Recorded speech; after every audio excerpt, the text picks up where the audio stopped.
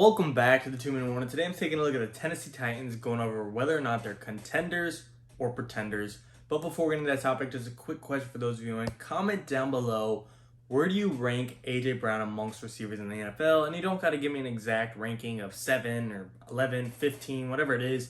Just give me a range. You think he's top 8, top 10, top 12, top 15. Just give me a borderline range of where you think he fits heading into the 2021 season. But getting straight into the topic, just to make it clear, contender, I'm defining contender for this video at least as Super Bowl contender. Not a playoff team, not a playoff team that could get one win, a playoff team that will win the playoffs and make it all the way to the Super Bowl and be in contention. Pretender, obviously not meeting that criteria. Getting straight into it though, Tennessee Titans have a very well-rounded offense. For the most part, defense, there's a little bit of lacking to it, but the offense, you can't complain too much about it. Ryan Tannehill's basically top 10 quarterback. Offensive line's going to be healthy again. Receiving duo, best wide receiver duo in the NFL, clear cut, hands down. I don't think anyone touches them. Of course, Mike Evans, Chris Godwin, Antonio Brown. There's other ones out there you can make the argument for, but to me, if I'm drafting a team, I'm starting a team, Julio Jones, A.J. Brown, to me, is the best wide receiver duo in the NFL. Derrick Henry, King Henry, you know how good he is. If you don't, and you might want to start catching up. And even behind Julio Jones and A.J. Brown, you got Anthony Firkser and Josh Reynolds. Not phenomenal guys, but reliable guys. Josh Reynolds is a guy I'd like to have as my third best receiver. If he's my third best receiver, you're doing something right. So overall, offense, again, there's no complaints there. However, on the defense, that's where things get debatable, get questionable, and get not so reliable. Jeffrey Simmons, Bud Dupree, I do think that pass rush will be better this year, getting Big Jeff some help. Bud Dupree was a pretty good pickup. I believe they overpaid slightly for Bud Dupree, but still, if they get a Super Bowl at the end of the day, I don't think they're going to care where the money's going. Looking at the secondary, there's some risk.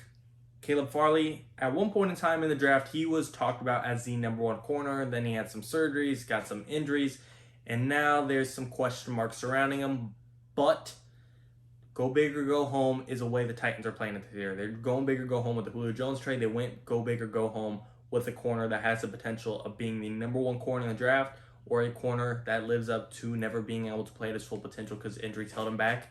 It's a go big or go home situation that I can't knock too much because, like I said, if it results in a ring, no one's going to be complaining what strategy they used. So there is some risk there, some upside and some downside, whichever way you want to look at it. Kevin Byard, pretty good safety. I believe at one point, if I'm not mistaken, a few years back, Kevin Byard was the highest paid safety. Not anymore, but he's still a pretty good safety. They signed Janoris Jenkins. I'm actually a pretty big fan of Janoris Jenkins. I don't know why. I think his nicknames always just made me think he was cool when I was younger.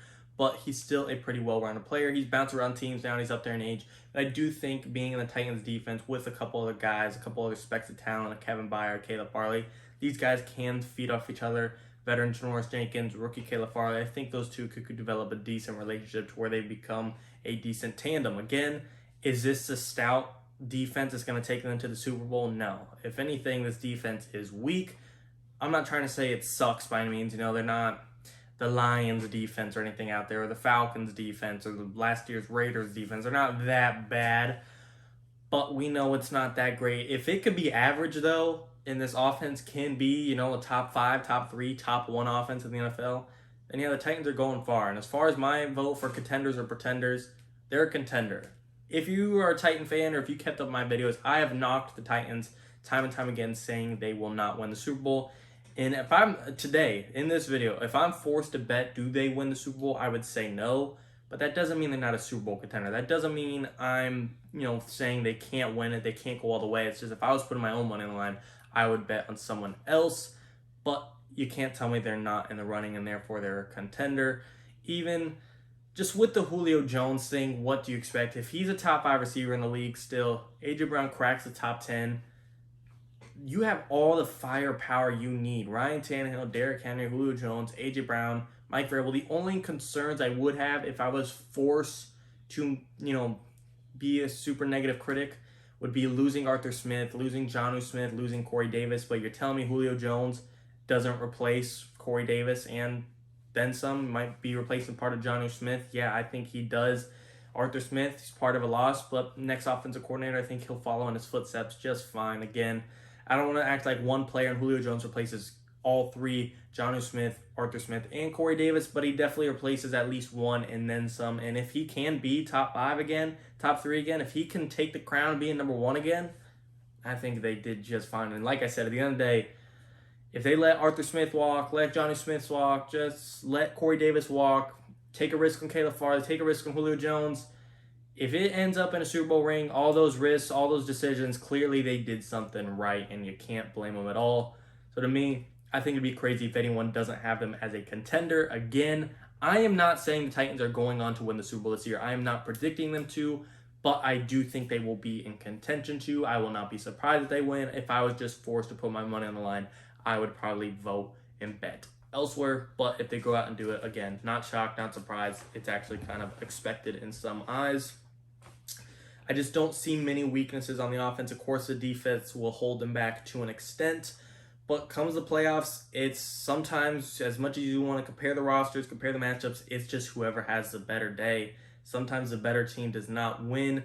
You can knock off a Chiefs, knock off a Bills, knock off a Ravens, knock off a Baker Mayfield and Browns.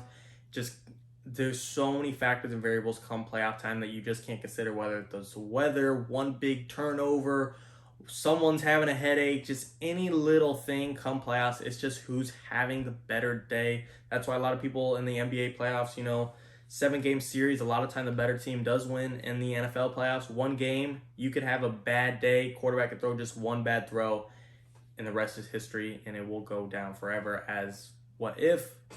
Therefore, I think the Titans have a great chance, and they are a contender. There's no way they're a pretender. But you guys tell me, what do you think? Do you agree or disagree with my take that the Tennessee Titans are a contender and not a pretender? And referring back to the question today, where do I rank A.J. Brown amongst wide receivers in the NFL? Off the top of my head, it's always hard. I'm going to have to probably give you a range.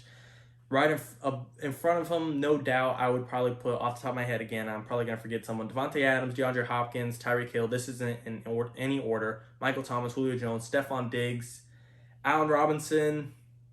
And then it gets tricky. I know. I like A.J. Brown. I like DK Metcalf. I like Scary Terry. I like Calvin Ridley. I like Justin Jefferson. Those guys are all real nitpick tight, and I'm sure there's someone else I didn't think of. There's Keenan Allen. There's Mike Evans. There's some good cats out there that can ball out in the NFL, but to me, I'm gonna put him at like top 12 just to be safe, because I don't want to spend the time in this video. This is not what this video is about. AJ Brown's breaking, but off the top of my head, top 12 seems safe. He might make top 10 if I was really to sit down and make my list, but off the top of my head, top 12 feels safe, and by the end of this year, I think he will definitely be top 10, 9, or 8. AJ Brown's, we haven't even seen him reach his potential in my opinion, so I think he's gonna go far. But as always, and of course, let me know what you guys think. Thank you for watching. I truly, truly appreciate it, guys. I do seriously mean it. It means a lot. 2-minute warning.